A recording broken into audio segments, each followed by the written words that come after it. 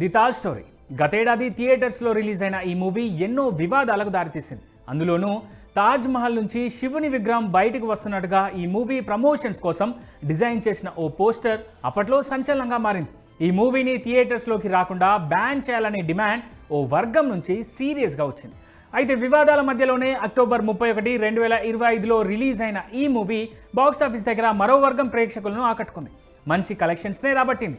ఇప్పుడు ఈ సినిమా సుమారు 4 నెలల తర్వాత ఓటీటీలోకి వచ్చేందుకు రెడీ అవుతోంది.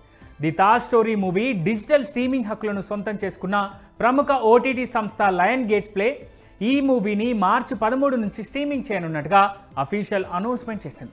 ఒరిజినల్ హిందీతో పాటు తెలుగు, తమిళ్, మలయాళ భాషల్లో అందుబాటులోకి తీసుకొస్తున్నట్టు తమ అఫీషియల్ సోషల్ మీడియా అకౌంట్స్లో లయన్ గేట్స్ ప్లే ఓటీటీ సంస్థ పోస్ట్ చేసింది. ది తాజ్ స్టోరీ ఏంటంటే తాజ్ మహల్ నిజంగా షాజహాన్ నిర్మించాడా లేదా దాని వెనుక ఏదైనా తెలియని మిస్టరీ ఉందా అనేదే ప్రధానాంశంగా ది తాజ్ స్టోరీ మూవీని తెరకెక్కించారు.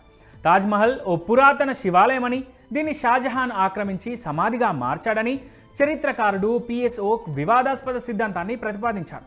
4వ శతాబ్దంలో రాజా పరమార్దిదేవ్ దీనిని నిర్మించారని, 17వ శతాబ్దంలో షాజహాన్ దీన్ని మార్చారంటూ కొందరు నమ్ముతారు. అయితే పురాతత్వ శాఖ దీన్ని నిరాకరించింది. ఈ క్రమంలోనే తాజ్ మహల్ ఒక హిందూ దేవాలయమని నిరూపించేందుకు విష్ణుదాస్ అనే టూర్ గైడ్ చేసిన పోరాటమే ది తాజ్ స్టోరీ. తుషార్, అమ్రీష్ గోయల్ ఈ సినిమాను తెరకెక్కించగా పరేష్ రావల్ లీడ్ రోల్ చేశారు.